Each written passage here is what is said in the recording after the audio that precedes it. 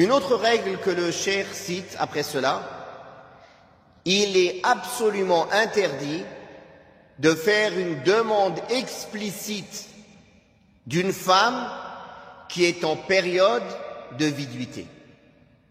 La période de viduité, elle peut advenir après un divorce, après un décès, après une annulation de mariage ou après une demande de khula'. Ça rentre aussi, c'est une annulation, c'est un type d'annulation de mariage. Ces différentes périodes de viduité ne sont pas toutes pareilles. Il y a des périodes de viduité où la femme doit attendre, mais elle est libérée de cet homme, elle ne pourra pas revenir avec lui, ou bien lui, il ne pourra pas la reprendre. Par exemple, dans le khula', quand la femme demande d'être libérée du mariage en échange d'une compensation financière ou de rendre la dot, par exemple. Ou en cas d'annulation de mariage, si le juge décide d'annuler le mariage, pour X raisons, pour un défaut caché. Par exemple, l'homme ou la femme avait un défaut caché, un vrai défaut qu'il a caché. Quand le mariage a été fait, la femme s'est aperçue que cet homme, par exemple, il a un vrai défaut qui n'est pas autorisé d'être caché. Elle peut demander l'annulation du mariage. Ou le contraire. L'homme se marie avec une femme et sa famille n'a pas trouvé bon de lui exposer qu'elle a un vrai défaut qui nécessite d'être exposé. Un défaut physique, un défaut dans sa santé, un vrai défaut, c'est-à-dire pas les défauts que tout le monde a. On parle d'un vrai défaut pour lequel un mariage peut être annulé. Sinon, tout le monde va dire « j'annule le mariage ».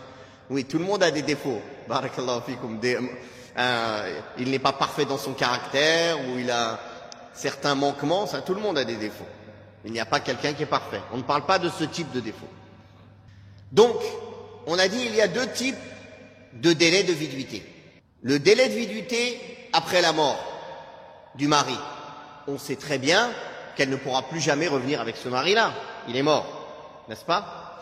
Délai de viduité après un troisième divorce.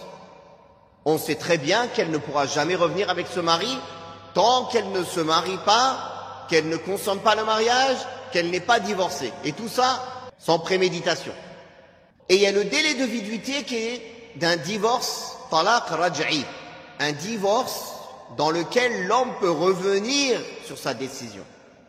Un premier divorce ou un deuxième divorce. Donc, dans le premier cas, le cas des délais de viduité pour lesquels l'homme n'a pas la possibilité de revenir sur sa décision.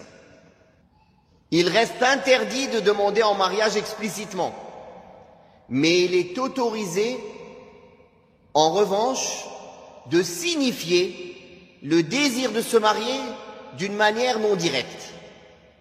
D'une manière non directe. Par exemple, une femme, son époux est mort. Elle est dans son délai de viduité, de 4 mois et 10 jours. Pendant ce délai, il lui fait comprendre qu'il serait peut-être intéressé par elle après qu'elle ait fini sa période. C'est permis. Par exemple, faire passer le message, quand ta période est passée, fais-le nous savoir. Voilà, par exemple. Quand ta période est passée, fais-le nous savoir.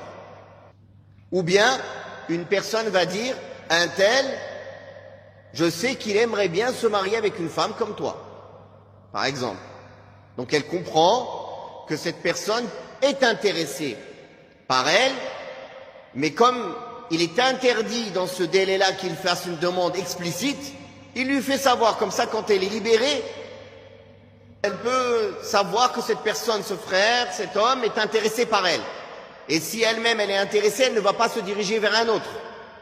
Donc c'est entre guillemets un moyen de réserver, de dire que je serais peut-être intéressé.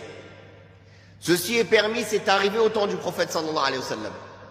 Quand Salama a perdu son mari, Le prophète sallallahu alayhi wa sallam lui a fait passer le message: je suis le messager d'Allah et je suis la personne qui est le meilleur à avoir comme mari.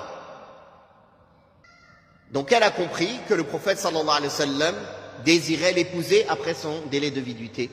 Et il l'a épousée. D'ailleurs, subhanallah, elle a une histoire, radiyallahu anha, que quand son époux est décédé, on lui a dit: dis l'invocation que le prophète sallallahu alayhi wa sallam nous a enseignée. Si tu dis cette invocation, le prophète sallallahu alayhi wa sallam m'a dit: Allah il va te donner mieux que ce que tu as perdu. Elle a dit: mais comment je vais avoir mieux que mon mari que j'ai perdu? Mais elle a dit: je vais me soumettre à ce que le prophète sallallahu alayhi wa sallam a dit. Et je sais que la promesse d'Allah est vraie. Mais elle disait en elle-même: comment je vais avoir un mari meilleur que celui que j'ai perdu? Et effectivement, Allah Ta'ala l'a mariée avec le messager d'Allah sallallahu alayhi wa sallam, après son délai de viduité. Allah Tabarak wa Ta'ala parle de cela dans Surat Al-Baqarah, en disant dans le sens: et on ne vous reprochera pas de faire aux femmes allusion à une proposition de mariage.